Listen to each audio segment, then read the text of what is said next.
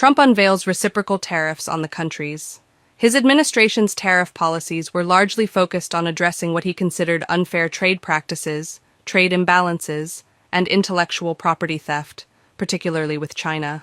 A tariff is a tax or duty placed on imported goods and services. When a tariff is imposed on an imported good, the importer, the company or entity that brings the goods into the country, is responsible for paying the tariff to the government. This payment is made when the goods enter the country through customs. While the importer initially pays the tariff, the actual cost of the tariff pass along to consumer. This would raise the price of imported goods, potentially leading consumers to buy more domestic products. And U.S. manufacturers of various sectors will be benefited from tariffs as foreign products became more expensive, boosting domestic production. Due to the increased cost of imported goods, particularly in sectors like electronics and apparel, led to higher prices for U.S. consumers.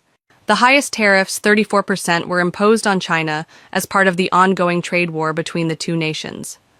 India also faced significant trade disruptions as a result of U.S. tariff policies.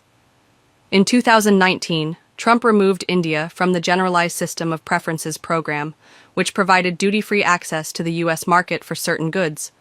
India exported goods worth $5.6 billion under GSP, including textiles, agricultural products, and chemicals. The removal of GSP meant higher tariffs for these products. India was also hit by 25% tariffs, which directly impacted Indian manufacturers. India was one of the largest exporters of steel to the U.S., and these tariffs increased the costs of Indian exports, making them less competitive. As a result, India looked to other markets, such as the European Union and the Middle East, to offset losses in the U.S. market. In conclusion, while the U.S. benefited from certain tariffs, particularly in terms of protecting domestic industries and generating government revenue, there were significant costs. The increased prices for consumers and disruptions to U.S. companies relying on global supply chains were notable drawbacks.